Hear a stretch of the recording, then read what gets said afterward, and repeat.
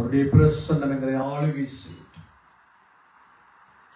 ஆண்டவர்களை நடத்தும் உள்ளத்தின் ஆழத்தில் பரிசுத்த பிதாவே, குமாரன் இயேசுவின் நாமத்தில் ஆவியானவருடைய வழிநடத்தலிலும் ஒத்தாசையிலும் அவருடைய ஆழ்ந்த தெளிவான சத்திய விளக்கங்களுக்கு கூட எங்களை வழிநடத்தி நம்முடைய வேதத்தை வெளிப்படுத்தும்படியாக வேதத்தின்படி நாங்கள் வாழவும் இந்த வேதத்தின் சத்தியங்களை மற்றவர்களுடைய வாழ்க்கையிலே கொண்டு சேர்த்து உம்மண்டையில் மற்றவர்களை உருவாக்கவும் இந்த வசனங்கள் எங்களுக்கு உதவி செய்யும்படியாக திரு கரங்களில் எங்களை ஒப்புக் கொடுத்து இயேசுவின் நாமத்தில் ஜெபிக்கிறோம்.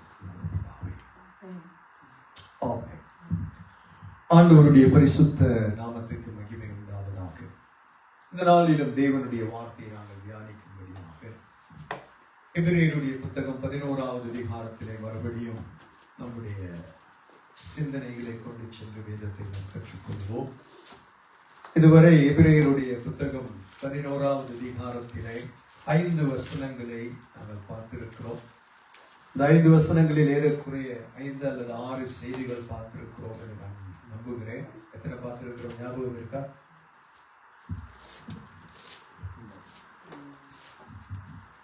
சரி, 5 பார்த்திருக்கிறோமா? ஷுவரா? எனக்கு 2 தடவை பார்த்தோம், ஆபேல் 2 தடவை பார்த்தோம். அதுக்கு முதல்ல இன்ட்ரோடக்ஷன் பார்த்தோம். மறுபடி இன்றைக்கு எபிரேயருடைய புத்தகம் 11வது அதிகாரம் 6வது வசனத்தை நாங்கள் இன்றைக்கு வாசித்து தியானிக்க போகிறோம். கர்த்தர் நமக்கு உதவி செய்வாராக. புதிய ஏற்பாடு 308வது பக்கம் தமிழ் பைபிள்ல எடுத்தவங்க வாசி. விசுவாசம் இல்லாமல் தேவனுக்கு பிரியமாய் இருப்பது கூடாத காரியம். ஏனென்றால் தேவனிடத்தில் சேருகிறவன் அவர் உண்டென்றும் அவர் தம்மை தேடுகிறவர்களுக்கு பலன் அளிக்கிறார் என்றும் விசுவாசிக்க வேண்டும். அளிக்கிறாரா அளிக்கிறவர் என்றும் விசுவாசிக்க வேண்டும். ராஜன் அழகா பிரிச்சு படித்தார். சேர்ந்து வந்து பிரிச்சு விளங்கும்படியா. தேங்க்யூ ராஜனா. ஆண்டவருடைய வேதம் சொல்லுகிறது, இந்த வசனத்தை 3ஆக பிரித்து 3 ரகசியங்களை உள்ளுக்குள்ளே வைத்து தேவ ஆவியானவர் இந்த வசனத்தில் நம்மோடு கூட பேசுகிறார். கிறிஸ்தவ வாழ்க்கை என்பது ஆண்டவருடைய பிள்ளைகளுடைய வாழ்க்கையிலே தேவன் எதிர்பார்க்கின்ற மிக முக்கியமான ஒரு சத்தியம். கிறிஸ்தவ வாழ்க்கையினுடைய முதுகு எலும்பு ஒரு மனிதனுக்கு என்று சொல்லுகிறது போல கிறிஸ்தவ வாழ்க்கையின் முதுகு எலும்பு என்பது விசுவாசம். விசுவாசத்திலேதான் நம்முடைய வாழ்க்கையை கர்த்தருக்குள் நாம் கட்டுகிறோம், கர்த்தருக்குள் வளர்ச்சி அடைகிறோம், கர்த்தருக்குள்ளே பிரயாசப்படுகிறோம், கர்த்தருடைய சட்ட திட்டங்களை கை கொள்ளுகிறோம். விசுவாசத்தினாலதான் நம்முடைய வாழ்க்கையே தேவனுடைய பிரசன்னத்திலே அனுதினமும் வழி நடத்தப்படுகிறது. விசுவாசம் இல்லாமல் தேவனுக்கு பிரியமாய் இருப்பது கூடாத காரியம் என்று வேதம் சொல்லுகிறது. முதலாவது பகுதி, நம்முடைய வாழ்க்கையின் சகல சூழ்நிலையிலும் ஆண்டவர் நம்மிடத்தில் எதிர்பார்க்கிற மிக முக்கியமான ஒரு காரியம் விசுவாசம். ஆண்டவரிடத்திலே வந்த பிள்ளைகளை பார்த்து தேவன் கேட்டது, இதை செய்ய எனக்கு ஏலும் என்று நீ விசுவாசிக்கிறாயா? உனக்கு விசுவாசம் இருக்கிறதா? விசுவாசம் என்பது என்ன என்பதை 1வது வசனத்துல நாங்கள் முதல் தரம் பார்த்தோம். நம்பப்படுகிறவைகளின் நிச்சயமும் காணப்படாதவைகளின் எப்படி இருக்கா உறுதியாயும் இருக்கிறோம். இப்ப நாங்க ஒரு விஷயத்தை நம்புகிறோம், இது எங்களுடைய வாழ்க்கையில நடக்கும் என்று. ஆனால் நம்புகிறதற்கான சூழ்நிலை தலைகீழாக இருக்கிறது. நம்முடைய வாழ்க்கையில எதிர்பார்ப்புகள் அநேகம் இருக்கும், ஆனால் அந்த எதிர்பார்ப்புக்கு விரோதமான காரியங்கள் வாழ்க்கையில் நடக்கும். நாங்க இதை சொல்லுவோம், இது எங்க வாழ்க்கையில நடக்கும் என்று. ஆனால் அது நடக்குவதற்கு எந்த ஒரு வாய்ப்பும் இல்லாதபடி உலகம் சத்துருவானவன் தீமைகளை அதற்கு விரோதமாக நடத்தி கொண்டு இருக்கிற பொழுது நம்முடைய விசுவாசம் ஆட்டம் காணுகிற ஒரு நிலைமை வரும். இது நடக்குமா என்ற கேள்விகள் வரும். நான் என்னுடைய வாழ்க்கையில நான் நினைக்கிறது சம்பவிக்குமா, இது முடியுமா, இது என்னுடைய வாழ்க்கையில நிறைவேறுமா என்ற பல கலக்கங்கள் நிறைந்த போராட்டம் நம்முடைய வாழ்க்கையில் வரும். அது வரும் பொழுது அந்த சூழ்நிலையிலே ஒரு மனிதன் கர்த்தருக்குள் நிலைத்து வசனத்திலே நிலைத்திருந்து ஆண்டவரை நோக்கி பார்த்து உம்மால் இது ஆகும் நீர் செய்வீர் என்று உறுதியாய் நம்புகிறான் அல்லவா, அதுதான் விசுவாசம். அந்த விசுவாசத்தை கெடுக்கிறது தான் இந்த உலகத்திலே சத்துருவானவன் நம்முடைய வாழ்க்கையிலே அழைத்து செல்லுகின்ற பாதையாயிருக்கிறது. ஆனால் விசுவாசிக்கிறவனுக்கு எல்லாம் கூடும் என்று வேதம் சொல்லுகிறது. நீ விசுவாசித்தால் தேவனுடைய மகிமையை காண்பாய் என்று ஆண்டவர் மாத்தாளை பார்த்து 11வது அதிகாரம் யோவானிலே இயேசு தெளிவாய் சொல்லுகிறார். நான் தான் உயிர்த்தெழுதல், நான் தான் ஜீவன். என்ன விசுவாசித்தால் நீ என்னதை காண்பாய்? தேவனுடைய மகிமையை நீ காண்பாய். உன்னுடைய வாழ்க்கையிலே தேவ மகிமை வெளிப்பட வேண்டுமா? உன்னுடைய வாழ்க்கையிலே அற்புதம் நடக்க வேண்டுமா? உன்னுடைய வாழ்க்கையின் சூழ்நிலை மாற வேண்டுமா? உன்னுடைய விசுவாசத்தில் உறுதிபடு என்று ஆண்டவர் சொல்லுகிறார். நம்முடைய வாழ்க்கையிலே போராட்டத்தின் மத்தியிலே நிலைப்பதுதான் விசுவாசமே தவிர எல்லாம் சரியாய் இருக்கும் பொழுது நான் விசுவாசிக்கிறேன் என்பது விசுவாசம் கிடையாது. அநேகமா இந்த ஐரோப்பா நாடுகள்ல வாழுகிறவர்களுக்கு பினான்சியல் ப்ராப்ளம் மற்ற ஆசிய நாடுகள்ல ஆப்பிரிக்கா நாடுகள்ல இருக்கிறவங்களை விட குறைவான ஒரு பிரச்சனை தான் இங்க இருக்கு. ஏன்னா கவர்மெண்ட் ஒரு மனிதனுக்கு வேலை இல்லாவிட்டாலும் ஒரு சோசியல் சிஸ்டம் ஒன்றை வச்சு, ஒரு பெனிஃபிட் சிஸ்டத்தை வச்சு அவர்களுடைய அடிப்படை தேவைகளை சந்திக்கிறபடினால இந்த தங்களுடைய சராசரி அடிப்படை வாழ்க்கைக்கு விசுவாசத்தை குறித்து அதிகமா அவர்கள் பேச வேண்டிய எதிர்பார்ப்பு கிடையாது. ஏன்னா சந்திக்கப்படுது. ஆனா நம்ம ஒரு வேலை செய்து நம்முடைய வாழ்க்கையில தேவைகளை எல்லாம் வாங்கும் பொழுது அது விசுவாசம் கிடையாது. நமக்கு இருக்கிறதை வைத்து வாங்குகிறோம். ஒரு பொருள் வாங்கணுமா, இந்த மாசம் கணவன் மனைவியினுடைய சம்பளங்கள் என்ன, அதை இதை பார்க்கிறோம், சரி இதை வாங்கலாம், இதை செய்யலாம் என்ற ஒரு முடிவு எடுக்கிறோம். அங்க விசுவாசம் தேவையா? யாருக்கு விசுவாசம் அங்க செயல்பட்ட இல்ல. ஆனா எப்ப விசுவாசம் தேவைப்படுகிறது, நம்முடைய கையிலே வருமானம் இல்லை, நம்முடைய கையிலே தேவையான போதுமான பணம் எங்களிடத்திலே இல்லை, ஆனால் எங்களுக்கு தேவை இருக்கிறது, அத்தியாவசியமான ஒரு தேவையை நிறைவு செய்ய வேண்டிய ஒரு சூழ்நிலை இருக்கிறது. ஒரு பிள்ளைக்கு ஒரு தேவை இருக்கிறது, ஆனா எனக்கு அதை வாங்கி கொடுக்க பணம் கிடையாது, அதற்கு உதவி செய்ய மனிதர்கள் கிடையாது, கைவிடப்பட்ட ஒரு நிலைமை. ஆனா இந்த பிள்ளைக்கு இந்த தேவையை சந்திக்காவிட்டால் பிள்ளையினுடைய நிலைமை கஷ்டமா இருக்கும். பிள்ளைக்கு அதை கொடுக்காவிட்டால், ஒரு மரந்தா இருக்கலாம், ஒரு பொருளா இருக்கலாம், ஏதோ ஒன்று கொடுக்காவிட்டால் அந்த பிள்ளையினுடைய நிலைமை மோசம். ஆனா இந்த சூழ்நிலையில, இந்த நிலைமையில இருக்கும் பொழுது என் பிள்ளையின் தேவையை என் தேவன் சந்திப்பார் என்ற மன உறுதியும் நம்பிக்கையும் எந்த மனிதனுக்குள்ளே செயல்படுகிறதோ அதுதான் விசுவாசம். விசுவாசத்தை புரிந்து கொள்ளணும். எல்லாம் சரியா இருக்கும் பொழுது பணம் இருக்கு, வாகனம் வாங்குறோம். வாகனத்தை வாங்குறது விசுவாசம் தேவையில்லை. பணம் இருந்தா வாங்குறேன். நீங்க அம்பானிகிட்ட போய் விசுவாசத்தை கழிச்சா அம்பானி கேட்பாரா? டாடா கிட்ட போய் டாடா பில்லா அவரு இறந்துட்டாருல, அவங்க கம்பெனியில இருக்கிற பெரிய பிள்ளைங்கள்ட்ட போய் சொன்னா நீ விசுவாசம் இருந்தாலும் உனக்கு எல்லாம் நடக்கும்னு கேட்பாங்க? இல்லை அல்லவா? அவர்களுக்கு விசுவாசம் தேவையில்லை. ஆனா அவர்களுடைய வாழ்க்கையில தேவைகள் ஒன்று, அவர்களால் முடியாத ஒரு சூழ்நிலை. அம்பானியனுடைய மகனை எந்த அமெரிக்கால கொண்டு போய் கூட உடல் பருமனை சுகப்படுத்த முடியாத ஒரு சூழ்நிலை அவர்கள் வாழ்க்கையில் இருக்கிறது. அங்கே விசுவாசம் தேவை. என் தேவன் எந்த மருத்துவராலும் பணத்தாலும் செய்ய முடியாததை என் பிள்ளையின் வாழ்க்கையை செய்வார் என்று விசுவாசித்தால் அதனுடைய பலனை காண முடியும். விசுவாசத்தை பகுத்து பிரித்துக் கொள்ள வேண்டும். ஆனால் நாங்கள் நம்முடைய வாழ்க்கையில் இப்ப நாங்க பார்க்கிற விசுவாசம் செத்ததா, கிரியை ஜீவன் உள்ளதா, இதை நம்ம பார்க்கிறோம். நம்முடைய விசுவாசம் செத்த விசுவாசமா, ஜீவன் உள்ள விசுவாசமா? எந்த விசுவாசம் நமக்குள்ள செயல்படுகிறோம்? அதுல 7 படிகள் அந்த விசுவாசத்தில் இருக்கிறது. நாங்க 3வது படியை தான் இப்ப பார்த்துக்கிட்டு இருக்கிறோம். முதல் படி நான் சொன்னேன், நமக்காக நாம் விசுவாசிக்கிறோம், நம்முடைய வாழ்க்கையின் தேவைகளுக்காக விசுவாசிக்கிறோம். 2வது நம்முடைய குடும்பத்துல நம்முடைய கணவன் மனைவி பிள்ளைகளுக்காக விசுவாசிக்கிறோம் ஆண்டவர். இது சூழ்நிலை, இது 2வது படி. 3வது படி என்ன?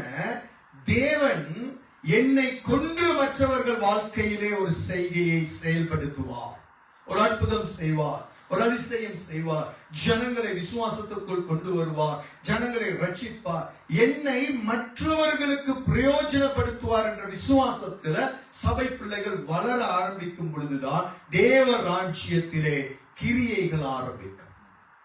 அதை புரிந்து. இப்ப நாங்க 3வது ஸ்டேஜை பார்த்து கொண்டு இருக்கிறோம். இப்ப 3வது ஸ்டேஜ்ல நம்ம போக வேண்டும் என்றால் என்ன ஒரு காரியம் நம்ம வாழ்க்கையில நடக்கணும், என்ன இருக்கணும், எது தேவை என்பது வேதத்திலே தெளிவாக அங்கே மனிதர்களுடைய வாழ்க்கையிலே, தெய்வ பிள்ளைகளுடைய வாழ்க்கையிலே ஆண்டவர் வெளிப்படுத்தி இருக்கிறார். இங்கே முதல் பகுதி சொல்லுகிறது, விசுவாசம் இல்லாமல் தேவனுக்கு பிரியமாயிருப்பது. நம்ம தேவைகள் எல்லாம் சந்தேகப்படுகிறது. நம்ம சபைக்கு வருகிறோம், ஆராதிச்சுட்டு போகிறோம், என்னுடைய விசுவாசத்தில் நான் வாழ்றேன் என்றால் அது அல்ல, அதுல தேவனுடைய பிரியம் அல்ல. ஆனால் நமக்கு இருள் சூழ்ந்து இருக்கிற நேரத்துல, போராட்டத்தின் மத்தியில, பாடுகளின் மத்தியிலே, உபத்திரவங்கள் மத்தியிலே, கண்ணீர்கள் மத்தியிலே என் தேவன் இதை மாற்றுவார் என்று விசுவாசிக்கிறோம் அல்லவா, அதைத்தான் தேவன் எதிர்பார்க்கிறார். என்னுடைய வாழ்க்கையின் இருளை மாற்றுகிற ஒரு வெளிச்சம், இயேசு என்கிற வெளிச்சம் எனக்காக வேலை செய்து கொண்டிருக்கிறது என் வாழ்க்கையில் என்று நம்புகிற நம்பிக்கையை தேவன் எதிர்பார்க்கிறார். இதை எப்படி செயல்படுறது? இல்லைன்னா பிரியமா இருக்க முடியாது தேவனுக்கு. மதவாதிகளாய் இருக்கலாம், சபை கூடுகிறவர்களாய் இருக்கலாம், சபையில வந்து ஆராதிக்கிறவர்களாய் இருக்கலாம், ஆனா தேவனுக்கு பிரியமாய் இருக்க. தேவனுக்கு பிரியமானவர்கள் தான் வருகையில் எடுத்துக் கொள்ளப்பட முடியும். ஆண்டவருடைய வருகையில எல்லாரும் போக முடியாது. தேவனுடைய வருகைக்கு என்ன செய்யணும்? பிரியமுள்ளவர்களாய் இருக்கணும்.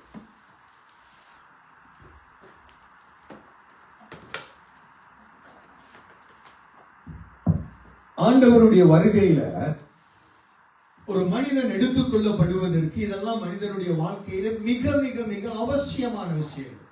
இயேசு சொன்னார், மனுஷகுமாரன் வரும் பொழுது பூமியிலே விசுவாசத்தை காண்பேன். முடிவு பரியந்தம் நிலை நிற்கிறவன் தான் ரட்சிக்கப்படுவான் என்று வேதம் சொல்லுகிறது. விசுவாசத்தில் ஆண்டவர் இங்கே சொல்லுகிறார், உன்னுடைய விசுவாசத்தை நீ என்னை பிரியப்படுத்து.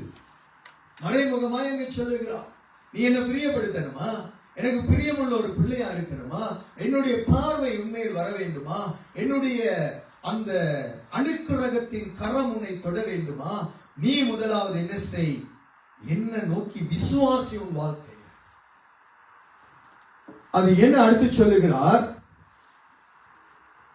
தேவனிடத்தில் சேருகிற எவனும், அது எந்த ஒரு மனுஷனா இருக்கட்டும், ஊழியக்காரனா இருக்கட்டும், விசுவாசியா இருக்கட்டும், பெரிய தீர்க்கதரிசியா இருக்கட்டும், யாரா இருந்தாலும் தேவனிடத்திலே சேருகிறவன் தேவன் உண்டு என்று முதலாவது நம்பணும். என் தேவன் உயிரோடு இருக்கிறார், என் தேவைகளை சந்திக்க போதுமானவராய் இருக்கிறார். தாவீது ராஜா சொன்ன, கர்த்தர் என் மேய்ப்பராய் இருக்கிறார், நான் தாழ்ச்சி அடையேன். அவர் என்னுடைய மேய்ப்பர், என்னுடைய வழிகாட்டி, எனக்கு தேவைகளை சந்திக்கிறவர், என்னோடு கூட இருக்கிற தேவன் என்னை இன்னைக்கு உயிரோடு காக்கிறவர் என் தேவன். மோசேயை பார்த்து ஆண்டவர் சொன்னார், இருக்கிறவராய் இருக்கிறவர் அனுப்பினார் என்று போய் சொல்லு. I am that I am. நான் உயிரோடு இருக்கிறேன். வேதம் சொல்லுகிறது, இயேசு கிறிஸ்து நேற்றும் இன்றும் என்றும் மாறாதவர். அப்ப முதலாவது நம்முடைய நம்பிக்கை விசுவாசத்துல, எந்த சூழ்நிலையிலும் என் தேவன் என்னோடு இருக்கிறார். நம் மரண இருளின் பள்ளத்தாக்கிலே நடந்தாலும் தேவரீர் என்னை நீர் பார்க்கிறீர், உம்முடைய கண்கள் என்னை நோக்கி கொண்டிருக்கிறது, நீர் அனுமதித்து இருக்கிறீர், ஆனால் அந்த இருளில் இருந்து என்னை வெளிச்சத்திலே நடத்துவேன். விசுவாசிக்கணும். That is a faith we need in our life. விசுவாசம் அனலாக்கணும் வாழ்க்கையில். அடுத்து சொல்லுகிறார், அவர் தம்மை தேடுகிறவர்களுக்கு பலன் அளிக்கிறவர் என்று விசுவாசிக்க. சும்மா இருக்க மாட்டார் என் தேவன். தன்னை தேடுகிற உத்தம இருதயத்தை பற்றி கொண்டிருக்கிற யாவருக்கும் தேவன் நன்மை செய்கிறவராய் இருக்கிறார். இந்த 3 பகுதியா இந்த பைபிள் ஸ்டடியில நாங்க பார்ப்போம். 3 வேறு வேறா பிரிச்சு இந்த 3 பகுதியிலே இந்த வசனத்திலே சொல்லுகிற காரியத்தை நாம் புரிந்து கொள்ளும். நம்முடைய வாழ்க்கையில விசுவாசம் அனலாகும். எந்த ஒரு சூழ்நிலையா இருக்கட்டும், இன்னைக்கு உங்க வாழ்க்கையில நீங்கள் அனலாக்கப்பட வேண்டும். என்னுடைய வாழ்க்கையில் நான் அனலாக்கப்பட வேண்டும். என் தேவன் எனக்கு இதை செய்வார். விசுவாசம் இருக்கிறது நல்லது. ஆனால் இந்த விசுவாசத்திற்கு உட்பட்டவர்கள் எப்படி வாழ வேண்டும் என்ற நிபந்தனைகள் வேதத்தில் இருக்கிறது. நாம நினைச்சபடியெல்லாம் இலங்கையில ஒரு சகோதரன் எனக்கு தெரியும். அவர் தூரத்துல இருந்து ட்ரெயின்ல வருவார், வேலைக்கு வந்துட்டு போவார், எங்களோடு கூட வேலை செய்தவர். நல்ல ஒரு மனுஷன். ஆனா அதிகமாக இவர் வந்து குடிப்பழக்கம் இருக்கும். இவர் என்ன செய்வாராம், அடிக்கடி இந்த ட்ரெயின்ல வந்து ட்ரெயின் ஸ்டார்ட் பண்ணி இழுக்கிறதுக்கு முதல்ல இவர் போறது இல்லை. வேற என்ன செய்யறது, நல்லா உட்கார்ந்து ஒரு இடத்துல வெளியில ஸ்டேஷன் வெளியில பார் இருக்குது கொட்டுவையில பிட்டக்கோட்டையில, அந்த இடத்துல என்ன செய்யறது, நல்லா வாங்கி வேலை செஞ்ச சம்பளத்தை வாங்கி நல்லா குடிச்சிட்டு அந்த குடி வெளியில கடைசியில் ஓடுறது ட்ரெயின் போகல. கேட்டா சொல்றது என்ன, கடவுள் பார்த்துக்குவார் ஐயா, நீ விழுந்துருவ ஐயா, கடவுள் பார்த்துக்குவார் ஐயா. இதேதான் அவரோட பேச்சு. ஒரு நாள் தம்பி ஓடி இருக்காரு, ஓடி போய் பிடிச்சது கம்பி பிடிபடல, நல்ல வெறி வேற வலிக்கு விழுந்தவர் அந்த ட்ரெயினுக்கும் அந்த இடையில இருக்க அந்த கெப்புல கீழே விழுந்து தண்டவாளத்துல அந்த கை உள்ளுக்குள்ள போய் இந்த இடத்தோட கை இல்லை, ஒரு கை வலது கைன்னு நினைக்கிறேன், வலது கை இதோட போயிடுச்சாங்க. நல்ல டெய்லர், சூப்பர் வேலைக்காரன், அவ்வளவு நீட் வேலை, கை போயிடுச்சு. இப்ப கடவுள் பார்த்துக்கிட்டாருன்னு சொல்லி நீ நம்பினதுல என்ன பிரயோஜனம்? முதல்ல உன் வாழ்க்கை சரியில்லை, என்னது எப்ப பார்த்தாலும் தண்ணி, வாயை திறந்தா தூசணும், உன்னுடைய வாழ்க்கை முறை சரியில்லை, உன்னுடைய மனைவிக்கு நீ உண்மை இல்லை, உன்னுடைய பிள்ளைகளுக்கு நீ உண்மை இல்லை, கிடைச்ச பணத்தை குடிச்சிட்டு வீட்டுக்கு போற வெறுமையா அங்க மனைவி ஏதாவது சமைச்சு வச்சிருந்தா அதை சாப்பிடுற, இவ்வளவு ஒரு பொல்லாத வாழ்க்கையை நடத்தி கொண்டு கடவுள் உன்னை பார்த்துக்குவாருன்னு நீ நம்புறதுனால என்ன பிரயோஜனம்? கடவுள் பாப்பாரா? சொல்லுங்க, பாப்பாரா? நீ விழுகிறத பார்ப்பாரு. கடைசியில கொஞ்ச நாள் கேள்விப்பட்டேன், அவருக்கு தேடினேன் அவர். அதுக்கப்புறம் நான் வீட்டுல எல்லாம் கொண்டு வந்து அவருக்கு நிறைய உதவிகள் செஞ்சு நிறைய காரியங்கள் செய்தேன். ஆனா நான் பிறகு வந்ததுக்கு அப்புறம் அநேக நாட்களுக்கு பிறகு தேடினேன், கேள்விப்பட்டேன். அப்படியே போய் குடிச்சு இருந்து பிள்ளைகளும் பார்க்கல, நல்ல குடும்பமா இருந்தாங்க, ஒருத்தரும் பார்க்கல, மரணித்து விட்டார் சொன்னாங்க. நான் ரசிக்கப்பட்டதுக்கு அப்புறம் தேடுறேன், ஆண்டவருடைய அன்பை சொல்லுவோம், கிடைக்கலாம். சோ நம்முடைய வாழ்க்கையில விசுவாசம் உள்ள தேவ பிள்ளையினுடைய வாழ்க்கை கர்த்தருடைய வசனத்தின்படி வாழுவதற்கு முதலாவது வாழ்க்கை இருக்கும். கர்த்தர் எதிர்பார்க்கிற வாழ்க்கை நம்ம செய்யணும். சும்மா நம்ம நினைச்சபடி வாழ்ந்து கொண்டு நான் விசுவாசிக்கிறேன் என்றால் கர்த்தர் கிரியை செய்ய மாட்டார். கர்த்தருடைய பிள்ளைகளுடைய வாழ்க்கையிலே தேவன் எதிர்பார்க்கிற குணாதிசயங்கள் பைபிளில் அநேகம் இருக்கிறது. அதை புரிந்து கொள்ள வேண்டும். இதை பழைய ஏற்பாட்டிலிருந்து ஒரு காரியத்தை காண்பித்து தருகிறேன். திருப்புங்கள் வேதத்தை, தானியேலுடைய புத்தகம், தானியேலுடைய புத்தகம் 3வது அதிகாரத்துல ஒரு சம்பவத்தை, பழைய ஏற்பாடு 1032வது பக்கம், தமிழ் பைபிள் 1032 1032 பழைய ஏற்பாடுல, சரியா? வேதம் சொல்லுகிற தானியேல் chapter 3 அங்கே நாம் பார்க்கும் பொழுது நேபுகாத்நேச்சார் என்று சொல்லுகிற ராஜா அவனுடைய ஆட்சியிலே நிறைய தேசங்களை பிடித்து அவன் ஆளுகை செய்து கொண்டிருந்த பொழுது, அவன் ஒரு பெரிய ராஜா, அநேக விதமான உயிரினங்கள் அவனுக்கு கீழே போஷிக்கப்பட்டு கொண்டிருந்தது. அரண்மனைகளை கட்டி அது செஞ்சு இது செஞ்சு பெரிய ஒரு வல்லரசா இருக்கிறான் அந்த காலத்திலே அந்த ராஜா. இந்த ராஜா என்ன செய்கிறான், அவனுக்கு ஒரு ஐடியா, கிறுக்குத்தனமான ஒரு யோசனை வருது. இவ்வளவு விதமான பெரிய ஒரு ராஜ்யத்தை நான் நடத்துறேனே, நான் என்ன செய்வோம், ஒரு பொற்சிலையை உண்டு பண்ணி இதை வந்து எல்லாரும் வணங்கும்படியாக செய்யணும் அப்படின்னு சொல்லி அங்க பெரிய சிலை ஒண்ணு செய்தி, எத்தனை மூலம் என்ன காரியம் இருக்கு அதெல்லாம் நான் பேசல, அதுக்குள்ள நிறைய ரகசியங்கள் இருக்கிறது. அவன் என்ன செய்கிறான், எல்லாரையும் ஒரு 8 விதமான கூட்டத்தை அவன் வரவழைக்கிறான்.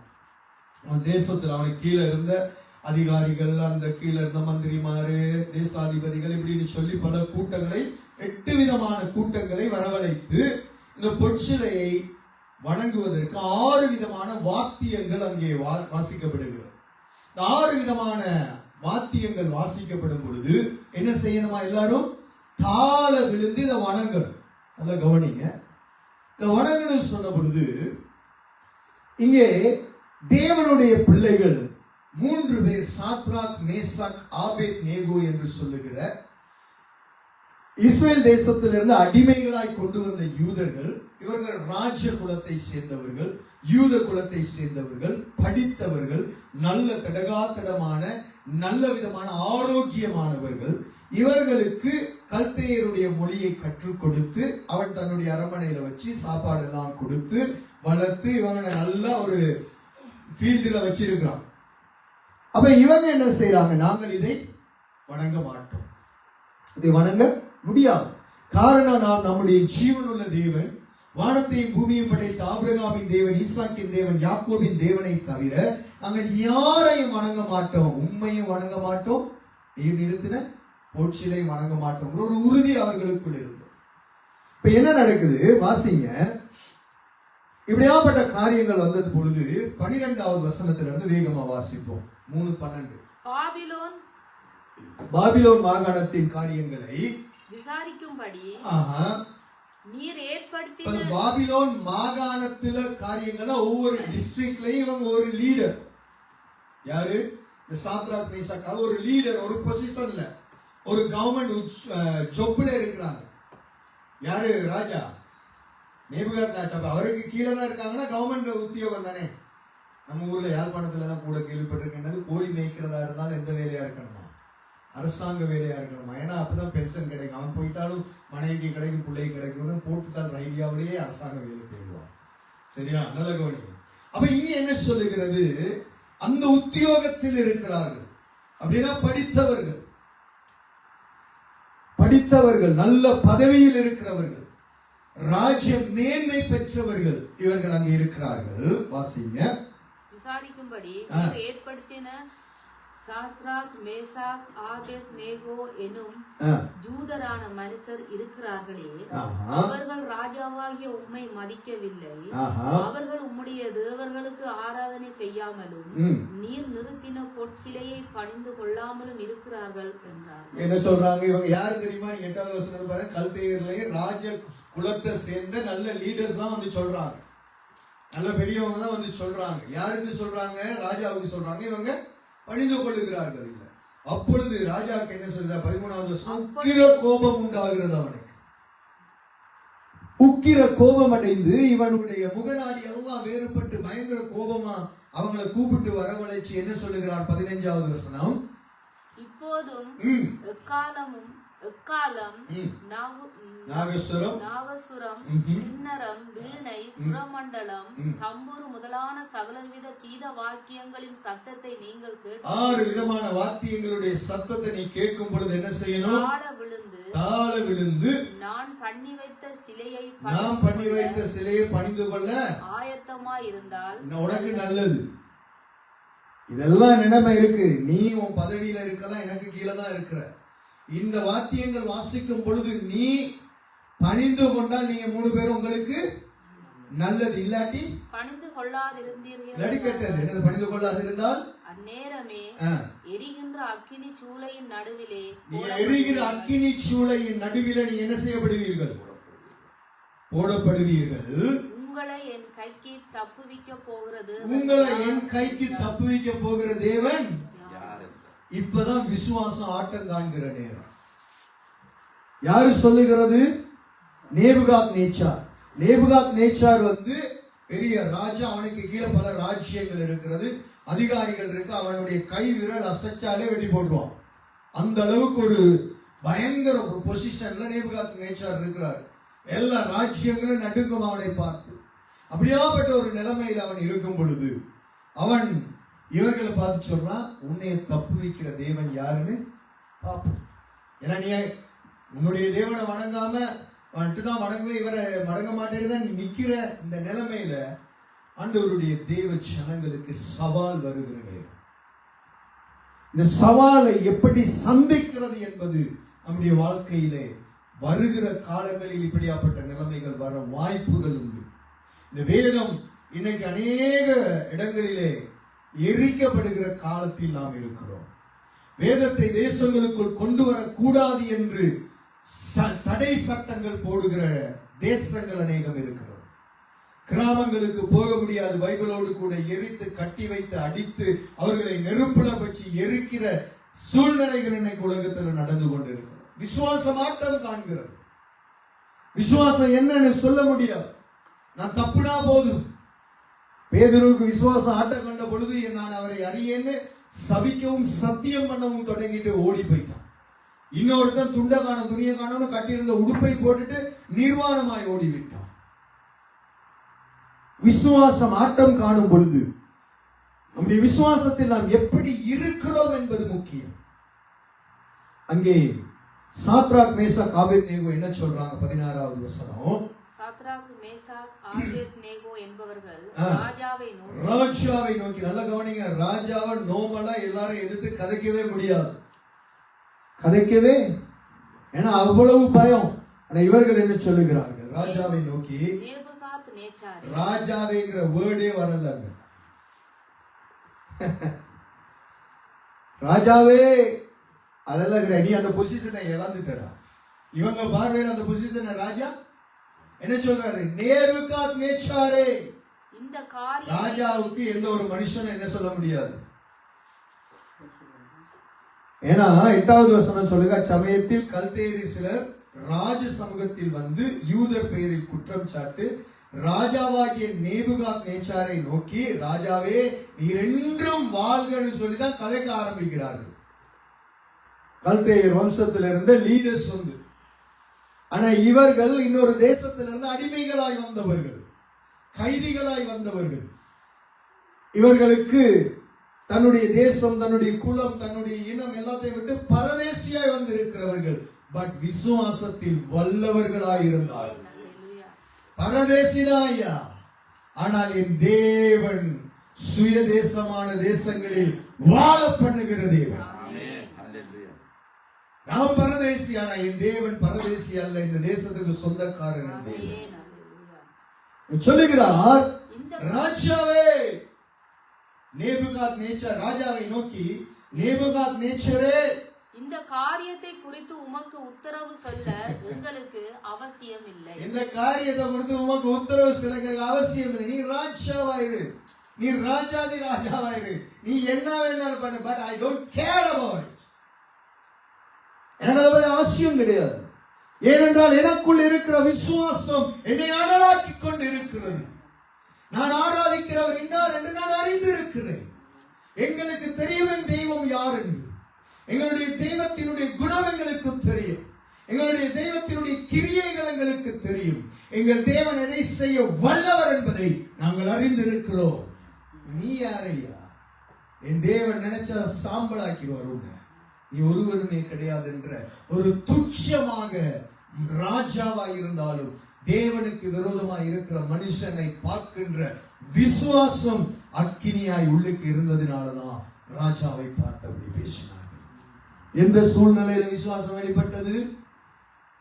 ராஜாவினுடைய கோபம், உக்கிர கோபம் அடைந்திருக்கிற சூழ்நிலையில, மரண தருவாயில் இருக்கும் பொழுது. நல்ல கவனிக்கணும், என்ன சொல்றாரு? அக்கினிக்கு இரையாக்கப்படுவீங்க, உங்களை தப்பி வைக்கிறவன் யார் என்று சூளையை 7 மடங்கு கூட்டுறதுக்கெல்லாம் ஆயத்தமாய் கொண்டிருக்கிறோம். அக்கினி சாவு முன்னுக்கு இங்க விசுவாசம் பரீட்சிக்கப்படுகிறார். தேவனிடத்தில் சேருகிற எவனும் அவர் உண்டென்றும் அவரை தேடுகிறவர்களுக்கு அவர் பலன் அளிக்கிறவர் என்றும் விசுவாசம். That is a faith. விசுவாசம் அதுதான். எல்லாம் நல்லா இருக்கு, என் குடும்பம் நல்லா இருக்கு, பிள்ளைங்க நல்லா இருக்காங்க, சொத்து இருக்கு, சுகம் இருக்கு, நான் கர்த்தரை விசுவாசிக்கிறேன், அல்லேலூயா ஸ்தோத்திரம். என்னையா பிரயோஜனம்? குடும்பம் சீரழிக்கிறதற்கு சத்ருவானவன் முயற்சிக்கும் பொழுது, வாழ்க்கையிலே சத்ருவானவன் சுகத்தை எடுத்து போடும் பொழுது, வாழ்க்கையில் போராட்டம் நம்மை சூழ்ந்திருக்கும் பொழுது, நமக்கு விரோதமாக அம்புகள் பாய்ந்து கொண்டிருக்கும் பொழுது, இந்த அம்புகளை இருந்து என்னை தப்புவிக்க என் தேவனால் கூடும் என்று நம்புகிறார். அதுதான் விசுவாசம். எல்லாம் இருக்கு, எல்லாம் நல்லா இருக்கு, நான் விசுவாசி. நீ விசுவாசி இல்ல, நீ விச ஊசி. ஆமென். அதுல இல்ல. விசுவாசி என்பவன் எப்ப சூழ்நிலை தலைகளாய் இருக்கும் பொழுது நம்பணும் என் தேவன். சும்மா போராட்டம் நடத்திக்கிட்டு இருக்க கூடாது நம்முடைய வாழ்க்கையில. தேவன் வாக்குரைத்தவர் இதை நிறைவேற்றுவார். ஆமென். இயேசு இதை சொல்லி இருக்கார் என் வாழ்க்கையில. நீங்கள் என்னை தெரிந்து கொள்ளவில்லை, நான் உங்களை தெரிந்து கொண்டேன் என்று தாயின் கர்ப்பத்தில் உருவாக முன்னதாக பேர் சொல்லி அழைத்த தேவன் எனக்குள் இருக்கிறார். He knows what to do my life. ஆமென். அவருக்கு என்னை குறித்த திட்டம் இருக்கிறது, என்னை குறித்த பிளான் அவர் வரைஞ்சி வைத்திருக்கிறார். பிரசங்கியில வேதம் சொல்லுகிறது, இருக்கிற எவனும் தோன்றும் முன்ன பெயரிடப்பட்டு இருக்கிறார். நீங்க பிறந்ததுக்கு அப்புறம் தான் பிள்ளைங்களுக்கு பேர் வச்சீங்க. ஆனா பைபிள் என்ன சொன்ன ஏற்கனவே பேரை யார் வைத்திருக்கிறார்? போன கிழமை சொன்னேன், நம்முடைய தேவன் நாம் பிறக்கு முன்பதாக பேர் வைத்திருக்கிறார். நமக்கு அந்த பேருக்கு ஏற்ற வாழ்க்கை வாழ செய்வார். அப்ப இவங்களுக்கு விசுவாசம் வந்ததுக்கு காரணம் என்ன? இவர்களுடைய வாழ்க்கை 1வது அதிகாரங்களை பார்க்கும் பொழுது தானியேலோடு சேர்ந்து ராஜாவினுடைய காரியங்களை தங்களை தீட்டுப்படுத்தல. அவர்கள் ராஜாவினுடைய போஜன பதார்த்தங்களையும் அந்த திராட்சை ரசங்கள் அவர்களுடைய அருவருப்புகளுக்குள்ள அவர்களுடைய அந்த கொள்ளையடிச்சுக்கிட்டு வருகிறதான அந்த பொருள்கள்ல இவங்க கண்ணு போகல, சுத்தமா இருந்தார்கள். ஆண்டவருடைய வார்த்தையின்படி வாழ்க்கையிலே தங்களை சரிபடுத்தினார்கள். ஆகவே அவர்கள் வாழ்க்கையிலே விசுவாசமானதாக இருந்தது. அந்த விசுவாசத்தை கனம் பண்ண கர்த்தர் ஆயத்தமாகவே இருப்பார். ஆபத்து காலத்தில் என்னை நோக்கி கூப்பிடு, அப்பொழுது that time I will hear. அப்பொழுது நான் என்ன செய்வேன்? கேட்பேன். நீ கூப்பிடு, ஒரு வருஷம் கழிச்சு கேட்பேன்னு சொன்னாரா? நீ கூப்பிட்டுட்டு உன் வேலையை பார்த்துக்கிட்டு போ, நான் இன்னொரு நாளைக்கு வந்து கேட்கிறேன்னு சொன்னாரா? இல்லை அல்லவா? எரேமியா, இதை அப்படியே கையை வச்ச எரேமியா 33:3 வாசிங்க. தானியேல் 3க்கு மறுபடி வருவோம், வேகமா வாசிங்க. எரேமியா 33:3.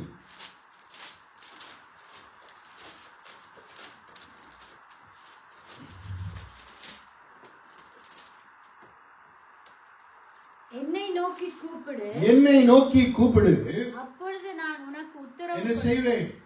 நீ என்னை நோக்கி கூப்பிடு, அப்பொழுது நான் என்ன செய்வேன்? உனக்கு உத்தரவு கொடுத்து call me, I will answer. கால் பண்றோம், நம்ம எங்கேஜ் ஆகவே இருக்குது. மறுபடி பார்த்து மிஸ் கால் பார்த்துட்டு எடுக்காதவங்க இருக்காங்க. நம்முடைய தேவன் அப்படி சொல்லல. 24/7 ஓபன் லைன். நமக்கு எந்த வைஃபை கனெக்ஷன் இல்லாட்டியும் பரவாயில்ல, டேட்டா கனெக்ஷன் இல்லாட்டியும் பரவாயில்ல, பெல்ட் ஃபுட் இல்லாட்டியும் பரவாயில்ல. என்ன இருக்கு? நமக்கு ஒரு கனெக்ஷன் அவரோடு இருக்கு, அவரோடு கூட உறவு. அதான் டெலிபோன் லைன், சரியான லைன் 33:3 எரேமியா. அந்த நம்பரை மட்டும் கால் பண்ணுங்க எப்ப வேணாலும். 99911 எல்லாம் இல்லாத போனா 333 எப்பயும் மறக்காதீங்க. பைபிள்ல தேவனுடைய நம்பர், தெய்வீகத்தின் நம்பர் 3 பைபிள். ஆகவே இந்த 3 மிக முக்கியம். அதனாலதான் 33:3 வச்சிருக்காரு அந்த கணக்கா. என்னை நோக்கி நீ கூப்பிடு, அப்பொழுது நான் என்ன செய்வேன்? நான் உனக்கு உத்தரவு. முதலாவது உனக்கு நான் உத்தரவு கொடுப்பேன். நீ அறியாதும். இரண்டாவது உனக்கு அறியாத காரியம், உனக்கு எட்டாத, உன்னுடைய அறிவுல, உன்னுடைய மனசுல, உன்னுடைய பார்வையில தோணாத எட்டாத காரியத்துல பெரிய காரியங்களை உனக்கு, பெரிய காரியங்களை நான் என்ன செய்வேன்? இதை அறிந்திருந்தார்கள் கர்த்தருக்குள் வாழுகிறவர்கள், விசுவாசத்தில் அனலாய் இருந்தார்கள். இவன் சொல்லுகிறான் நேபுகாத்நேச்சாரை பார்த்து, இந்த காரியத்தை குறித்து உனக்கு உத்தரவு சொல்ல எங்களுக்கு அவசியம் இல்லை. இதுக்கே வெட்டி போட்டிருக்கணும் கழுத்தை. இதுக்கே என்ன செஞ்சிருக்கணும்? ராஜா கழுத்து. ஏன்னா ராஜாவுக்கு அப்படி கதைக்க முடியுமா? கதைக்க உனக்கு உத்தரவு சொல்ல தேவையில்லைன்னு சொன்னா சேவம் ராஜாவுக்கு பக்கத்துல ஒரே வெட்டி இருக்கணும். ஆனா அவங்க எல்லாருடைய கைகளையும் கர்த்தர் கட்டி போட்டாரையா. இதுதான் நம்பணும் நம்ம வாழ்க்கையில. எனக்கு விரோதமாய் சத்துருவான 1000 காரியங்களை கொண்டு வந்தாலும் என் தேவன் அவர்களுடைய கைகளை கட்டுவார். That is the faith. சும்மா எப்ப பார்த்தாலும் அதை செய்யறாரு இதை செய்யறாரு அழுதுகிட்டு புலமை. No, no, no, no. My God is able to do great things in my life. That is faith. குழம்பி இருக்கிற நேரத்துல நம்ம குழம்பாதபடிக்கு தெளிவாய் இருக்கிறது விசுவாசம். சூழ்நிலை தலைகீழா இருக்கும் பொழுது நடு சமுத்திரத்துல தத்தளிச்சா கூட என் தேவன் அற்புதம் செய்வார் என்று நம்புகிறது தான் விசுவாசம். தேவன் நமக்கு நியமித்ததை செய்யும் அளவு அவருடைய காரியங்கள், வார்த்தைகள் ஒண்ணு தலைகீழாக போவார். தேவச்சனமே சொல்லுகிறார்கள், உமக்கு உத்தரவு சொல்ல எங்களுக்கு அவசியம் இல்லை. நாங்கள் ஆராதிக்கிற எங்கள் தேவன். என்னுடைய விசுவாசம் என்ன? இந்த நிலைமையில நான் இருக்கிறேன், மரண தருவாயில் நிற்கிறேன், வாழ்க்கையின் முடிவிலே நிற்கிறேன், விளிம்பில் நின்று கொண்டிருக்கிறேன், விழுந்தா அக்கினி சூளை. ஆனா நாங்க சொல்லுகிறோம், நாங்கள் ஆராதிக்கிற தேவன் எங்களை தப்புவிக்க வல்லவராய் இருக்கிறார். அவர் வல்லவர் என்று அவர் அறிந்திருந்தார். அவரால் எதையும் செய்ய முடியும் என்று நம்பினார். தேவனால் கூடாத காரியம் ஒன்றும் இல்லை என்பதை அறிந்திருந்தார்கள் தேவ பிள்ளை. That's how you need to increase your faith. என்ன செய்யணும்? விசுவாசிக்கணும். வாழ்க்கையின் சூழல்கள் தலைகளாய் இருக்கும் பொழுதுதான் விசுவாசம் வெளியே வரணும். அதைத்தான் தேவன் எதிர்பார்க்கிறார். எல்லாம் நல்லா இருக்கு. 5 பிள்ளைங்க இருக்காங்க, 5 பேரும் சும்மா அந்த மாதிரி பிள்ளைங்க. உனக்கு என்னதுக்கு விசுவாசம்? என்னதுக்கு விசுவாசம்? நல்லா படிக்குது, நல்லா காரியம் செய்யுது, நல்லா சம்பாதிக்குது, வீடு வாங்குது, வாசல் வாங்குது, நல்லா இருக்குது, அது பாட்டுல இருக்கு. என்னதுக்கு விசுவாசம்? ஆண்டவருக்கு நன்றி மட்டும் சொல்லிட்டு போவதா இருக்கு. ஆனா பிள்ளைகளுடைய வாழ்க்கையில எங்க பிசாசு கட்டுகளை கொண்டு வருகிறானோ, பிள்ளைகளை தலைகளா இழுக்கிறானோ, குறையில கொண்டு போறானோ, வெளியே கொண்டு போகிறானோ, அங்க நின்று சொல்லணும், என் தேவன் என் பிள்ளையின் வாழ்க்கையில் அற்புதம் செய்வார். That is the faith. செய்வார் என் தேவன். என் ஆண்டவர் அற்புதம் செய்வார். சூழல் தலைகளா இருக்கும் பொழுது அறிக்கை பண்ணணும். மரணம் ஜீவன் ஆவி எங்க இருக்கு? அறிக்கை பண்ணணும். ஏன்னா சூழ்நிலையிலே அல்ல நம்முடைய தேவன், நம்முடைய விசுவாசத்தில் கிரியை செய்கிறார். காற்றையும் கடலையும் பார்த்து எல்லா சீடர்கள் அப்போஸ்தலர்கள் தடுமாறுகிறார்கள், கதறுகிறார்கள். ஆனால் தேவன் கேட்ட, ஏண்டா சந்தேகப்பட்ட? நீ அற்ப விசுவாசி. அப்படின்னா என்ன அர்த்தம்? நான் காற்றையும் கடலையும் படைத்த தெய்வம் என்னோடு இருக்கிறார், இதில் இருந்து என்னை தப்புவிப்பார் என்று அறிக்கை பண்ணியிருந்தா அந்த இடத்துல அற்புதம் நடந்திருக்கு. இயேசு எழுப்பி வந்திருக்க தேவையில்லை, சொல்லியிருக்கணும், எவ்வளவு அற்புதம் செய்த தேவன் என்னோடு இந்த படகில் இருக்கிறார், அவர் இருக்கிறதுனால படகு கவலாது, எனக்கு பயம் இல்லை. விசுவாசம் இருந்தா பயம் இருக்காது. விசுவாசம் தள்ளாடும் பொழுது பயம் உண்டாகும், பதட்டம் உண்டாகும், ஒரு மன சோர்வு உண்டாகும், குழப்பம் உண்டாகும், அழுக வரும், கண்ணீர் வரும், மூஞ்சி தொங்கி போகும். காரணம் பிசாசின் தந்திரம். அதனாலதான் அப்போஸ்தலனாகிய பவுல் கொரிந்தியருக்கு சொல்லும் பொழுது ஆவியானவர் மூலமாய் தெளிவாய் சொல்லுகிறார், அவனுடைய தந்திரங்கள் நாம் அறியாதவைகள் அல்லவே, நமக்கு தெரியாதவைகள் அல்லவே. We need to know the cunning of devil in our life. நம்மள சூழல் அமுக்க பாப்பா, அப்ப சொல்லணும், நீ யாருடா? நீ தோற்று போனவன்.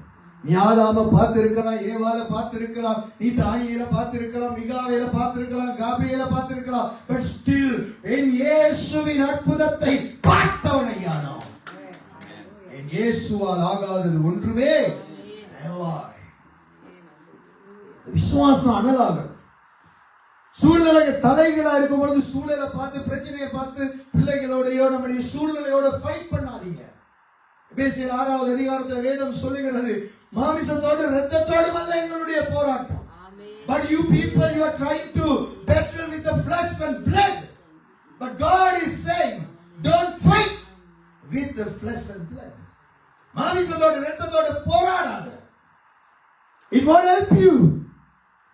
ஆனா துரைத்தனங்களோடு வான மண்டலங்களிலே கிரியை செய்கிற பொருளாதாரங்களோடு சேனைகளோடு எனக்கு போராட்டம் உண்டு. அந்த போராட்டத்தை ஜெயித்த இயேசு உங்களுக்குள் இருக்கிறார். அவரை கொண்டு ஜெயமடையா. Get the victory by the power of the word. தேவனுடைய வார்த்தையிலே ஜெயமெடுங்க. விசுவாசம் நிற்கணும். விசுவாசத்தில் தளர்ந்து போகிறவன் கிறிஸ்தவன் அல்ல, விசுவாசத்தில் அனலாகிறவன் கிறிஸ்தவன். விசுவாசத்தை அங்கும் இங்கும் நாளுக்கு நாள் மாற்றுகிறவன் கிறிஸ்தவன் அல்ல, ஆரம்பத்திலிருந்து அப்படியே பெருகி கொண்டு போகிறவன் தான் கிறிஸ்தவன். நம்ம கிறிஸ்தவன் ஒரு நாளைக்கு விசுவாசம் இங்க இருக்கும், 2வது நாள் புஷ்னு கீழே வந்துடும், புஷ்வான மாதிரி ஒரு பிரச்சனை வந்தோடனே. 3வது நாள் மறுபடி கொஞ்சம் ஜெபம், கொஞ்சம் வேதம், கொஞ்சம் சபைக்கு கூட கொஞ்சம் வரும். பிசாசு திங்கட்கிழமை காலையிலே ஒரு டெலிபோன் கால் ஒன்று கொடுப்பா, யாரு மூலமாவது, அப்பொழுது புஷ்னு போயிடும். That is not faith. வானங்கள் தலைகளாக புரண்டாலும், சமுத்திரத்திலே சுனாமிகள் அலைகள் அடித்தாலும், பூமியிலே பூமி அதிர்வுகள் பூமியை பிளந்தாலும் என் தேவன் என்னை விடமாட்டார் என்ற விசுவாசம். மலைகள் விலகினாலும், பர்வதங்கள் நிலை பெயர்ந்தாலும் என் கிருபை உன்னை விட்டு நிலை பெயராது என்று சொன்ன தேவனை நம்புகிறது தான் ஐயா விசுவாசம். நம்முடைய வாழ்க்கை அப்படி இருக்கணும். கட்டி எழுப்பணும். நம்மள சூழ்நிலைகள் தலைகளாய் இருக்கும் பொழுதுதான் நம்பணும். அந்த நேரம் போய் போராடக்கூடாது, அந்த பிரச்சனையை வச்சு சண்டை போடக்கூடாது, அந்த பிரச்சனையிலேயே குடும்பத்தை குழப்பக்கூடாது. விசுவாசத்தை அனலாக்கணும், விசுவாசத்துல வளரணும். No no no no no no இதெல்லாம் ஜுஜுபி மேட்டர் ஆண்டவர். That's how you need to believe your God who died for you. விசுவாசிங்கய்யா. வாழ்க்கையில் அற்புதம் பார்க்கணுமா, உங்க வாழ்க்கையில் அதிசயம் நடக்கணுமா, உங்க வாழ்க்கையில மேன்மைகளுக்கு கர்த்தர் உங்களை நடத்தணுமா, நீங்கள் மற்றவர்களுக்கு பிரயோஜனமா இருக்கணுமா, உங்க வாழ்க்கையில எடுக்க வேண்டிய ஒரு படி விசுவாசத்தின் உறுதி என்ற வாழ்க்கை. அதுக்கு வாழ்க்கை சரியா இருக்கணும். வாழ்க்கையை சரிபடுத்தாம விசுவாசம் வளர்ச்சி அடையாது. நமக்குள்ள அழுக்க வச்சுக்கிட்டு ஆண்டவர் செய்வார்னா அந்த அவருடைய ட்ரெயின்ல இருந்து கீழே விழுந்த மாதிரி தான் இருக்கும், கைதான் போகும். விசுவாசம் ஒண்ணு வேலை செய்யாது. டே பை டே ஆண்டவர் சொன்னார், பாத்திரத்தின் உள்புறத்தை கழுவணும். நம்ம சேர்ச்சிக்கு வரும் பொழுது வெளிப்புறத்தை கழுவி ஊத்திக்கிட்டு வர்றதுனால ஒரு பிரயோஜனம் கிடையாது. உள்புறத்தை தேவனுடைய வார்த்தை 6 நாள் சுத்திகரிச்சு கழுவிக்கிட்டே இருக்கணும். 7வது நாள் தேவ சமூகத்தில் வரும் பொழுது ஆண்டவருடைய வார்த்தை அக்கினி நம்மளை அனலாக்கி அடுத்த நாளுக்கு ஆயத்தத்திற்குள் தேவன் கொண்டு போவார். That is the faith, my dear children. நல்ல கவனிங்க, சொல்றாங்க, நாங்கள் ஆராதிக்கிற தேவன் எங்களை என்ன செய்வார்? தப்புவிக்க வல்லவராய் இருக்கிறார். அவர் தப்புவி, he is able to deliver us from your hands, from your that fire. என் தேவன் என்னை தப்புவிப்பார். ஆமென். உனக்கு தெரிந்திருந்ததை என் தேவன் வல்லவர். ஆமென். ஆமென். ஆபிரகாமுக்கு ஆண்டவர் சொன்னார், ஆபிரகாமை பார்த்து, நான் சர்வ வல்லமையுள்ள தேவன் ஆபிரகாம், எனக்கு முன்பதாய் நீ நடந்து கொண்டு உத்தமனாயிரு. I'm so powerful God. மோசேக்கு தெரிஞ்சது எல்லா ஜனங்களுடைய வாழ்க்கையில். அது பிறகு நான் பேசுகிறேன், உதாரணம் சொல்லிட்டு போறேன். எல்லாரும் புலம்புறாங்க, சொன்னா கர்த்தர் என்னை செய்கிற அற்புதங்களை பார்ப்பேன். இந்த பட்டியல வரும் பொழுது அதை எடுத்து உங்களுக்கு காண்பிக்கிறேன். மோசே விசுவாசம் எப்படி இருந்துச்சு, எப்படி உள்ளத்துல இருந்துச்சு, எப்படி கெரியல வந்துச்சு, எப்படி அறிக்கையில வந்துச்சுன்னு பேசுகிறேன். தேவஜனமே, இவ்வளவு பிரயாசப்படுறது என்னதுக்காக? நான் சொல்லுங்க, ஏன் தொண்டை அடைக்க அடைக்க கத்தி கொண்டிருக்க? சொல்லுங்க, நீங்க என்ன செய்யணும்? உங்க வாழ்க்கை சொல்லிக்கணும். உங்க வாழ்க்கை மற்றவங்களுக்கு பிரயோஜனமா இருக்கும். உங்க வாழ்க்கையில நீங்க உங்களுக்காக உங்க குடும்பத்துக்காக வாழ்ந்த வாழ்க்கையில தாண்டி 3வது ஸ்டெப்புக்கு போய் நீங்க மற்றவர்களுக்கு பிரயோஜனமாய் மாறுகிறதை என் தேவன் எதிர்பார்க்கிறார். சாத்ராக் மேசாக் ஆபேத்நேகோ அன்னைக்கு ஒப்பு கொடுத்தனாலதான் இன்னைக்கு எங்களுக்கு பிரயோஜனமா இருக்குல்ல. யோசிச்சு பாருங்க, அன்னைக்கு அவன் செத்து போயிருந்தானா இன்னைக்கு எங்களுக்கு பிரயோஜனம் கிடையாது. கீழே வாசிக்கும் பொழுது என்ன சொல்லுகிறார்? விடுவிக்காமல் போனாலும் நாங்கள் உம்முடைய தேவர்களுக்கு நாங்கள் ஆராதனை செய்வதில்லை என்று நீர் நிறுத்தின பொற்சிலையை பணிந்து கொள்வதும் இல்லை என்று ராஜாவாகிய உமக்கு தெரிந்திருக்க. நீ ராஜாதான், அதுக்காக நீ சொல்றதெல்லாம் எனக்கு செய்ய முடியாது. என்னுடைய விசுவாசம் என்ன? என் தேவன் தப்புவிப்பார். ஒருவேளை தப்புவிக்கிறது அவருக்கு சித்தம் இல்லாமல் போனாலும் அவருடைய சித்தப்படி நாங்கள் சென்று போகிறோம். அதுதான் அவருடைய சித்தமா இருந்தார். அவருக்குள் மறிப்பதை நாங்கள் விரும்புகிறோம். அதுதான் என்னுடைய வாழ்க்கையின் முடிவா ஏற்றுக்கொள்ளுகிறேன். வருத்தத்தை சுகமாக்கினால் அவருடைய சித்தம், சுகமாக்கலையா நாங்கள் மறிக்கிறோமா கட்டாயமாக சோத்திரம். என்னுடைய சரீரத்துக்கு சொந்தக்காரர் நீர், என்னுடைய ஆவிக்கு சொந்தக்காரர் நீர், என் ஆத்மாவுக்கு சொந்தக்காரர் நீர். எனக்கு சாகிறதுல பிரச்சனை இல்லை, ஆனா நான் செத்ததுக்கு அப்புறம் உங்களுடைய வருகையில நீர் என்னை எடுத்துக்கொள்வதுதான் என்னுடைய பிரச்சனை. நான் எப்பயும் சொல்வேன், எவ்வளவு காலம் வாழ்ந்தோங்கிறது முக்கியமே கிடையாது, எப்படி வாழ்ந்தோம் என்பது முக்கியம். ஆமென். அப்படி ஒரு வாழ்க்கை நாம் வாழணும். தேவ பிள்ளையே, கர்த்தருக்குள் மற்றவர்களை உருவாக்குகிற ஒரு வாழ்க்கை வாழணும். சொன்னதுக்கு அப்புறம் நேபுகாத் நேச்சர் என்ன சொல்லுகிறார்? அப்பொழுது நேபுகாத் நேச்சாருக்கு கோபம் உண்டு. முதல்ல பார்க்கும் பொழுது என்ன நடந்துச்சு? அவருக்கு என்ன கோபம் வந்துச்சா? உக்கிர கோபம் வந்துச்சா? இப்ப என்ன வந்துச்சா? கடும் கோபம் வந்துச்சா? சாத்ராக் மேசாக் ஆபேத்நேகோ என்பவர்களுக்கு விரோதமாய் முகம் வேறுபட்டது. என்ன நடந்துச்சு? முகம் வேறுபட்டது. பிசாச நேரா பார்த்திருக்காங்க 3 பேரும். நம்ம வீடுகள்ல சில நேரங்கள் அப்படி எப்படி கண்ணாடியில நம்மளை பார்த்தாலே தெரியும் நம்ம மாறுபடுற நேரங்கள்ல. நிறைய பேர் சொல்லுவாங்க, பிசாசு எப்படி இருக்கா பிரதர், நீ கோவப்படும் பொழுது கண்ணாடியில முகத்தை பாரு தெரியும். இயேசு எப்படி இருக்கிறார்? நீ சந்தோஷமா இருக்கும் பொழுது, மனமகிழ்ச்சியா இருக்கும் பொழுது கண்ணாடியில் முகத்தை பாரு, இயேசு தெரிவார். தேவச்சனமே, பிசாசுக்கு இடம் கொடுத்தா நம்முடைய மாமிசத்துக்குரியவன் மாமிசத்துக்குரியவை சிந்திக்கிறான். மாமிசத்தின் கிரியைகள் எல்லாம் கோபம், விரோதம், வைராக்கியம், உக்கிரம் எல்லாம் அதுலதான் இருக்கு. அப்ப மாமிசத்துக்கு சொந்தமா கிரியை செய்கிறவ யாரு? பிசாசு. அப்ப நமக்கு இதெல்லாம் வெளிப்படும் பொழுது கண்ணாடியில பார்த்தா நமக்கு தெரியும், ஓஹோ அது வேற எங்கேயும் இல்ல, எங்க இருக்கான். இன்னையில இருந்து கோபம் வரும்பொழுது டக்குன்னு என்ன செய்யணும், நம்ம இல்லாட்டி போன் எடுத்து போட்டோ அடிச்சிடணும். திருப்பி அடிக்கடி பாத்துக்கணும். அந்த வீட்டுல கண் திருஷ்டிக்கு மேல தொங்க வச்சிருக்கிற மாதிரி நம்ம போட்டோவே நம்ம தொங்க வச்சிடணும். அல்ல கவனிங்க, நம்முடைய வாழ்க்கையில் மாற்றத்தை தான் வேதம் எதிர்பார்க்கிறோம். அதுதான் நம்முடைய ஊழியத்தின் முக்கிய நோக்கம். அதான் எனக்கு தேவன் தந்திருக்கிற உயிர் மூச்சு, மனிதனை உருவாக்குவது கர்த்தருடைய வருகைக்கு. ஆமென். சும்மா ஏதோ மேலோட்டமா பேசிட்டு போகிறதெல்லாம் நமக்கு சரியே வராது. அப்படி தரைய மாட்டார். உருவாக்கி உங்களை ஜொலிக்க பண்ண வைப்பதுதான் என்னுடைய ஊழியத்தின் நோக்கம். நல்லா புரிந்து கொள்ளுங்கள். வாசியுங்கள். அவர் என்ன சொல்லுகிறார்? முகம் வேறுபட்டது, சூளையை சாதாரணமாய் சூடாக்குவதை பார்க்கிலும் 7 மடங்கு அதிகமாய் சாதாரணமாய் இப்ப என்ன இருக்கு? உத்தரவு கொடுத்து 220 டிகிரியில சூடு இருந்தா எத்தனை மடங்கு பெருகணும்? இப்ப 7 மடங்கு. அப்படின்னா 1400, அன்னைக்கு 7 14 1540. சரியா ஐயா? கணக்குல நம்ம யூனிவர்சிட்டியில நான் படிக்கல. சரியா? நல்ல கவனிங்க. 7 மடங்கு என்ன செய்? அதிகமாக்கி என்ன செய்கிறான்? 7 மடங்கு அதிகமாக்கி சூடாக்கும்படி உத்தரவு கொடுத்து. உத்தரவு போட்டாச்சு. அப்ப 7 மடங்கு சூடு. சாத்ராக், மேசாக், ஆபேத்நேகோ என்பவர்களை எரிகிற அக்கினி சூளையிலே போடுவதற்கு அவர்களை கட்டும்படி தன் ராணுவத்தில் பலசாலிகளை புருஷனுக்கு கட்டளையிட்டார். இது ஏன் கட்டணும்? சும்மா தள்ளி விட்டாலே சரிதானே. இதை தண்ணியா நீச்சல் அடிச்சு வெளியே வாரது? யோசிச்சு பாருங்க. தண்ணியா நீச்சல் அடிச்சு கையை காலை கட்டிட்டு வெளியே வாரதுக்கு, நீந்துறதுக்கு நீங்க எல்லாம் பிரகாசம் நல்லா நீந்துவாரு. கீழே உள் நீச்சல், மேல் நீச்சல், நடு நீச்சல், எல்லா நீச்சலும் போடுவாரு. கடைசியில போட்ட நீச்சல் தான் பக்கத்துல இருக்கு. என்னதான் எல்லா நீச்சலும் போடுவார்.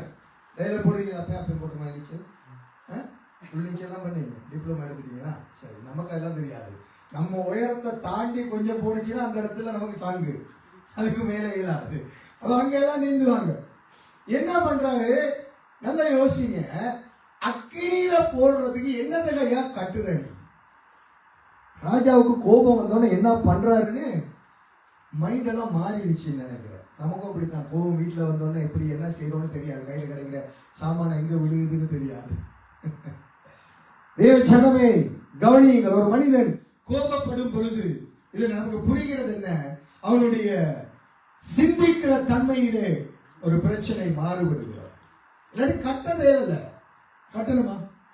நெருப்புல போட்டா என்ன செய்யும்? நீ என்னதை கட்டி போட்டாலும் தான் சுற்று வச்சிருக்காங்க. 7 மடங்கு சூடாக்கி வச்சிருக்க. தள்ளி விட்டாலே சரி, கிட்டமா எட்டி பார்த்தாலே அந்த வெக்க நமக்கு தாங்க முடியாது. உண்மைதானே? அவ்வளவு வெக்கையா இருக்கும். ஆனா கட்டிட்டு போடுறான். ராஜாவுடைய மூளையில குழப்பம் வந்துருச்சு. காரணம், நிதானிக்கிற நிலைமை இல்லை. கோபம், உக்கிர கோபம், முகநாடி மேற்படுது. இதெல்லாம் நம்முடைய வாழ்க்கையில கோபத்துக்கு இந்த மாதிரி சிச்சுவேஷன் எடுத்துதான் நான் படிக்கிறேன். கோபப்படும் பொழுது மனிதனுடைய மனநிலையில இதை நீங்க சயின்டிபிக்கலாகி நிரூபிப்பாங்க. ஆனா வேதத்துல இருந்து நான் நிரூபிப்பேன். சயின்ஸ் எல்லாம் அந்த அளவு டாக்டர் எல்லாம் கிடையாது. ஆனா வேதத்தில இருந்து ஒரு மனிதனுக்கு ஒரு பாரம், ஒரு கவலை, ஒரு கண்ணீர் வரும்பொழுது அவன் ஹார்ட் அட்டாக் எப்படி வருதுன்னு பைபிள்ல லூக்காவில் இயேசு சொன்னாரு. இதை எடுத்து சயின்ஸோட ஒப்பிட்டீங்கன்னு சொன்னாங்க. இங்க சொன்னதுதான் அங்க எழுதி வச்சிருக்காங்கிறது நிரூபிக்க முடியும். அவ்வளவு ரகசியம் இருக்கு வேதத்துல. இப்ப இங்க என்ன நடக்கிறது? மைண்ட் செட் மாறிடுச்சு, குழப்பம் வந்துச்சு. அவன் என்ன நடக்கிறார்? அவர்கள் கட்டிட்டு என்ன பண்றாங்க? அப்பொழுது அவர்கள் தங்கள் சால்வைகளோடும் நிசார்களோடும் பாகைகளோடும்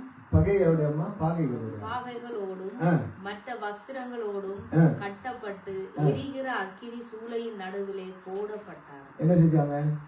கட்டப்பட்டு போட்டாச்சு. 22வது வசனம்.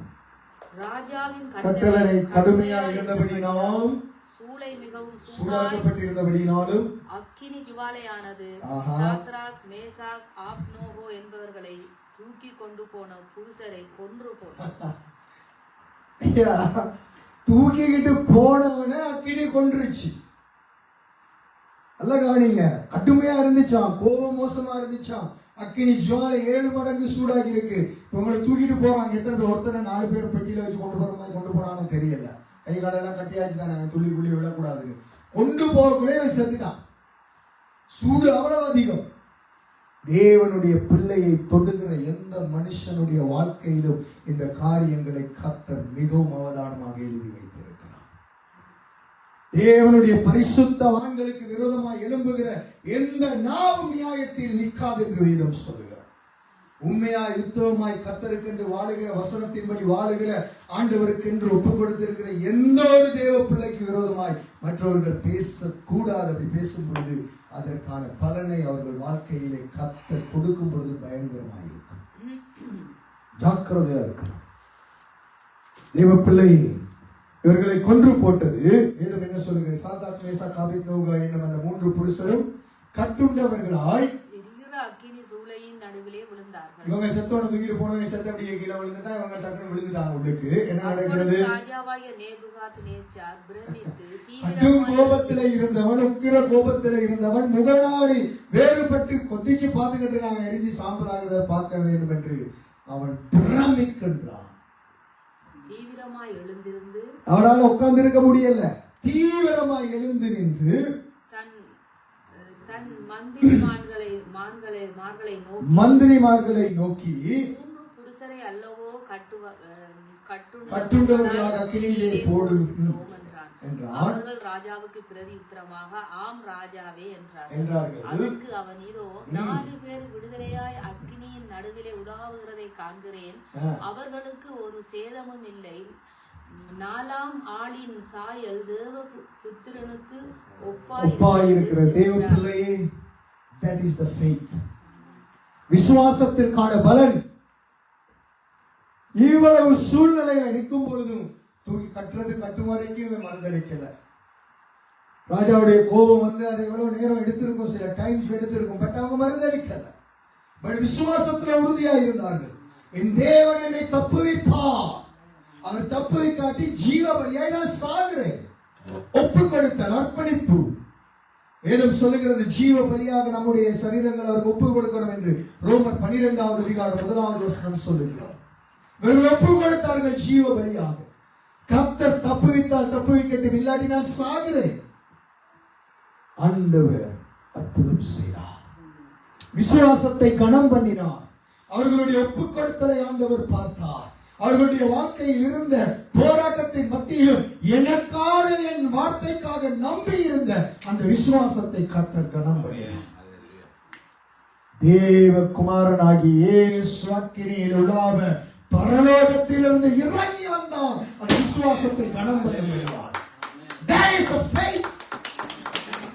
இருக்கா விசுவாசம்? கர்த்தர் இறங்கி வருவார் ஐயா. கர்த்தர் அற்புதம் செய்ய பழைய ஏற்பாட்டிலே இறங்கி வந்தார் என்றால் இன்னைக்கு நமக்குள்ளே வாழுகிற தேவன் நமக்காக யுத்தம் செய்வார். விசுவாசம். பதறக்கூடாது, குழம்ப கூடாது, மற்றவங்களை பதற வைக்க கூடாது. அண்ணலா இருக்கு. நீ நம்புறியா? கணவன் மனைவி குடும்பத்துல நீ நம்புறியா? நம்பு. இல்லாட்டி என்ன செய்? நான் நம்புகிறேன் என் தேவனை, நான் ஆராதிக்கிறவரை நான் நம்புகிறேன். என் தேவனுடைய நாமத்தை மகிமைப்படுத்தி நான் வாழ்வதற்கு என்னை அழைத்திருக்கிறார். என் தேவன் எனக்கு அற்புதம் செய்வார். நேபுகாத்நேச்சாருடைய வாழ்க்கையில ஆண்டவர் ஒரு மாற்றத்தை உண்டு பண்ணுகிற ஒரு திருப்பு முனை. இதுதான் விசுவாசம். ஒரு ராஜாவை மாற்றுகிற விசுவாசம் அங்கே வந்தது. தன்னுடைய சரீரத்தையும் ஜீவ பலியாய் ஒப்பு கொடுத்ததினாலே நேபுகாத்நேச்சார் எழுதுகிற காரியங்களை பாருங்கள். 29வது வசனத்துல இருந்து டக்குனு வேகமா. ஆதலால் சாத்ராக், மேசாக், ஆபேத்நேகோ நான் எல்லாமே வாசிக்கல. தேவனுக்கு விரோதமாக 28ல வாசிக்கமா. அப்பொழுது நேபுகாத்நேச்சார் வசனித்து சாத்ராக், மேசாக், ஆபேத்நேகோ என்பவருடைய தேவனுக்கு ஸ்தோத்திரம். ஸ்தோத்திரம் யாருக்கு? தேவனுக்கு ஸ்தோத்திரம். யாருடைய தேவனுக்கு? முதல்ல யாரை உண்டு பண்ணி வச்சாரு? பொற்சிலைய உண்டு பண்ணி வச்சு இது தெய்வம். 6 வித வாத்தியங்கள். ஆனா நம்முடைய விசுவாசம் அனலாகும் பொழுது, நம்முடைய வாழ்க்கையை கர்த்தருக்காக ஜீவ பலியாக ஒப்பு கொடுக்கும் பொழுது, அந்த விசுவாசத்தை கனம் பண்ணின தேவன் ராஜாவினுடைய நாவிலே வசனத்தை மாற்றி அமைக்க அற்புதம் செய்தார். அது மாத்திரமல்ல, அந்த முதல்ல வந்து எல்லாம் குற்றம் சொன்னவங்களோட வாழ்க்கையிலே என்னென்ன நடந்துச்சுங்கிறதெல்லாம் மேல நாங்க பார்க்க முடியும். சொல்லுகிறார், என்னது? ஸ்தோத்திரம் உண்டாவதாக. அவர்கள் தங்களுடைய தேவனை தவிர வேறொரு தேவனையும் சேவியாமல் அவரையே நம்பி ராஜாவின் கட்டளையை தள்ளி தங்கள் சரீரங்களை ஒப்பு கொடுத்தது. இதுதான் விசுவாசத்தில் இருக்க வேண்டிய விஷயம். ஒப்பு கொடுக்கணும் நம்முடைய சரீரத்தை, நம்முடைய ஆவியை ஒப்பு கொடுக்கணும், நம்முடைய ஆத்மாவை ஒப்பு கொடுக்கணும், அனலா இருக்கணும். பிரச்சனை வரும் பொழுது அப்படி மடிஞ்சு அந்த நாங்கள் புல்லு மாதிரி இருக்கக்கூடாது. காத்தடிக்கிற பக்கம் எல்லாம் மாறுறது, ஏறதுக்கு ஏற்ற மாதிரி மாறுகிறது, சூழ்நிலைக்கு ஏற்றபடி மாறுகிறது. அது பச்சோந்தி என்று சொல்லுவார்கள். அப்படி நம்முடைய வாழ்க்கை இருக்கக்கூடாது. நம்முடைய வாழ்க்கையில் எந்த சூழ்நிலையில் இருந்தாலும் என் தேவனை நான் நம்பி வாழ்வேன், விசுவாசிப்பேன், கர்த்தர் எனக்காக அற்புதம் செய்வார். அது நான் அப்படி இருக்கிறதுனால, அப்படி சரீரத்தை ஒப்பு கொடுத்து ஜீவ பலியாக நம்முடைய வாழ்க்கையை ஆண்டவருக்கு ஒப்பு கொடுக்கும் பொழுது ராஜாவுடைய வாழ்க்கையை ஆண்டவர் தொட்டார். இங்கிலாந்து தேசத்தின் ராஜா ஆட்சி செய்த காலத்திலே நினைக்கிறேன் டிண்டேலா இருக்க வேண்டும், ஒரு தேவ மனிதன். அந்த தேசத்திலே ஆண்டவருடைய அன்பை சொல்ல முடியாது, சுவிசேஷம் சொல்ல முடியாது, வேதத்தை போதிக்க முடியாது, அநேக பிரச்சனைகள் வரும் பொழுது அவர்கள் ஒரு தேவ மனிதனை கொண்டு வந்து அங்கே அவர்களுக்கு எல்லாருக்கும் முன்பதாக பப்ளிக்காக வைத்து அந்த ஒரு கம்பத்தை உண்டு பண்ணி ஒரு தூண்ல கட்டி வச்சு எல்லா விறகுகள் அடுக்கி பத்த வச்சுட்டாங்க. சாகிறது, மனிதன் சாகிறதுக்கு இருக்கிறான், பத்தி எரிந்து கொண்டு இருக்கிறது. நான் சொன்ன ஒரே ஒரு ஜெபம், ஆண்டவரே இங்கிலாந்து தேசத்தின் ராஜாவினுடைய கண்களை திறந்தருளும் என்று ஜெபம் செய்து மறித்து போனார். சில வருடங்கள் ஆனது. உலகத்திலே ரோமன் கத்தோலிக்கர்கள் அவர்களுடைய லத்தீன் மொழியில எல்லா வேதத்தை அவங்க மட்டும்தான் படிக்கணும்னு சொல்லி சட்டதிட்டங்கள் வைத்திருந்த காலகட்டத்திலே கிங் ஜேம்ஸ் என்ற வேதத்தை அரண்மனையிலே அச்சடிப்பதற்கு தேவன் ராஜாவினுடைய கண்களை திறந்தார். இங்கிலாந்து தேசத்திலே கிங் ஜேம்ஸ் வெர்சன் என்ற வேதாகமம் ஆங்கிலத்திலே இன்னைக்கும் பவர்ஃபுல்லான ஒரு வேதம். எத்தனை மொழிபெயர்ப்பு வந்தாலும் இந்த கிங் ஜேம்ஸ் வெர்சன் KJV என்று சொல்லப்படுகிற பைபிள் ஆங்கிலத்திலே இன்னைக்கும் பவர்ஃபுல்லாக இருக்கிறதற்கு காரணம் ஒரு மனிதனுடைய ஒப்பு கொடுத்தல், விசுவாசம். ஐயோ என்னை காப்பாற்றும் ஆண்டவரை, சாத்ராக் மேசாக் ஆபேத்நேகோவை காத்தது போல காத்துன்னு கேட்கல, ராஜாவின் கண்களை திறந்தருளும் ஆண்டவரை. அவனுக்கு தெரியும் யாரை பிடிச்சா வேதம் பரவும் என்று. தேவன் செய்தாரா செய்யல? That's the faith we need in our life. நமக்கு அப்படி ஒரு விசுவாசம் இருக்கணும். எந்த சூழ்நிலையில் நமக்கு எதிராக கர்த்தருடைய வசனத்துக்கு விரோதமாய் வருகிறவர்களை கர்த்தாவை தொடும், அவர்களுடைய வாழ்க்கையிலே அற்புதம் செய்யும் என்று விசுவாசித்து ஜெபிக்கப்பட வேண்டும் தேவ ராஜ்யத்துக்காக. அதான் அந்த மூன்றாவது விசுவாசப்படி. வாசிங்க. அவர் தமது தூதனை அனுப்பி தம்முடைய தாசரை விடுவித்தார். இப்ப எல்லாம் சொல்றான், அவருக்கு தம்முடைய தாசன், அவங்க தேவன், இப்ப எல்லாம் வருது. கீழே என்ன சொல்லுகிறார்? ஆதலால் சாத்ராக் மேசாக் ஆப்னோகோ என்பவர்களுடைய தேவனுக்கு விரோதமாக தூசண வார்த்தையை சொல்லுகிற எந்த ஜனத்தான ஒண்ணு, எந்த ஜாதி, ரெண்டு, எந்த பாசைக்காரன், மூணு துண்டித்து போட கடவன், அவன் வீடு எருக்களமாக்கப்படும் என்று என்னாலே தீர்மானிக்கப்படுகிறது.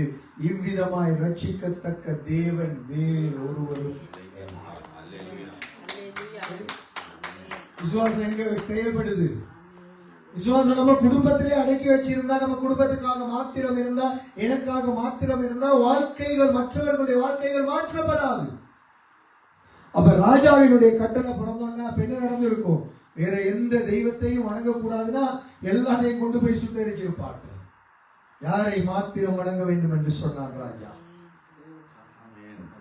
நம்முடைய ஆபிரகாமின் தேவன், ஈசாக்கின் தேவன், யாக்கோபின் தேவன் என்ற சாத்ராக் மேசாக் ஆபேத்நேகோவினுடைய தெய்வத்தை மாத்திரம் வணங்க வேண்டும் என்று தேவனுக்காக ஜனங்கள் எழும்புவதற்கு ஒரு விசுவாசம் பயன்படுத்தப்பட்டது.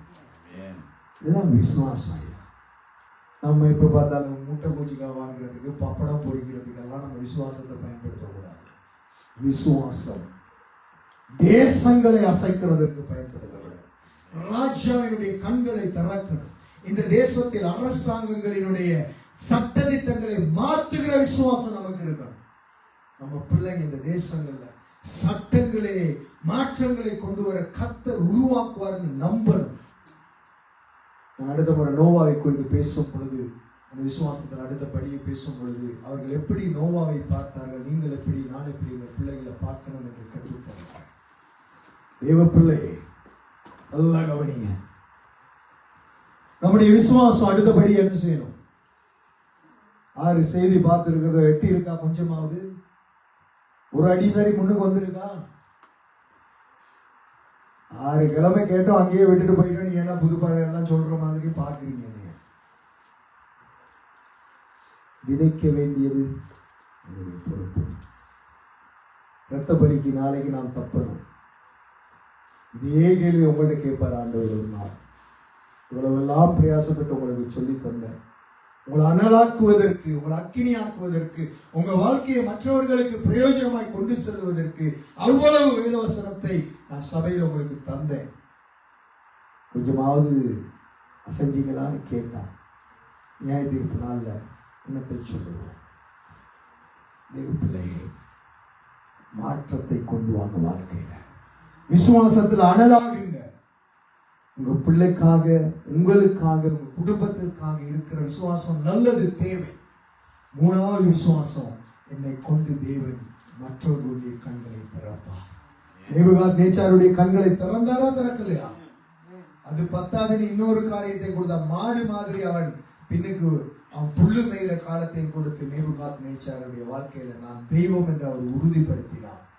நேபுகாத்நேச்சார் முழுமையா மனம் திரும்பினானோ இல்லையோ, அதற்கு பயந்து அதை பார்த்தவர்கள் அன்னைக்கு எத்தனை பேர் மனம் திரும்பினார்கள் எங்களுக்கு தெரியாது. கர்த்தர் ஒரு நாளிலே அற்புதமாய் காண்பிப்பார். தேவ பிள்ளையே, எல்லாரும் எழுந்திருக்கு, கண்களை மூடி. தேவனிடத்திலே சேருகிற ஒரு மனுஷன் விசுவாசம் இல்லாமல் அவர் என்ன செய்ய முடியாது? அவருக்கு பிரியமா இருக்க முடியாது.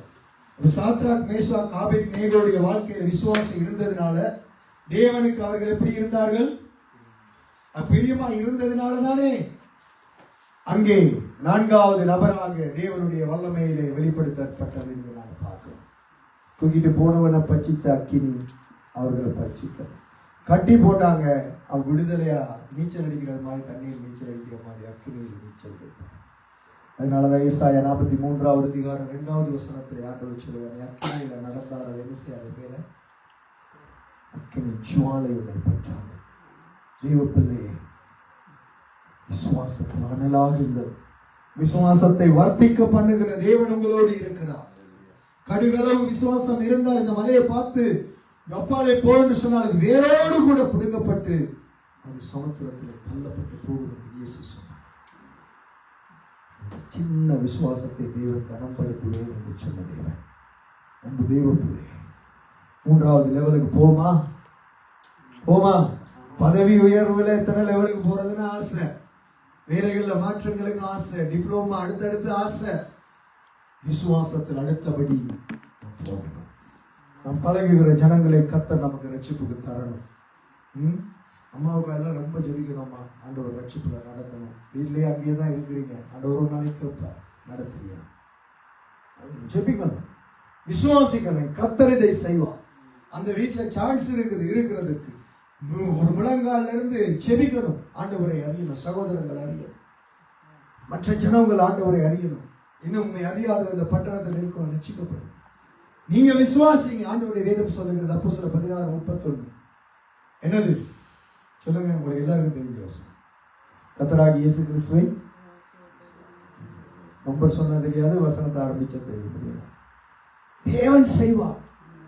விசுவாசிங்க. உங்களுக்காக விசுவாசிக்கிறீங்கல்ல, உங்க பிள்ளைகளுக்காக விசுவாசிக்கிறீங்க இல்லையா? அது 2வது படி இல்லையா? 3வது படிக்கு போங்க, மற்றவர்களுக்காக விசுவாசிங்க. கர்த்தர் அற்புதம் செய்வாரா? செய்ய மாட்டார். விசுவாசத்தை கனம் பண்ணுகிற தேவன். விசுவாசித்தால் தேவனுடைய மகிமையை காண்பார். கர்த்தர் செய்வார். என் உயிர் போனாலும் பரவாயில்ல, ஆண்டவரே இதை செய்யும் என்று கேட்கிற இருதயங்களை தேவன் தேடுகிறார்.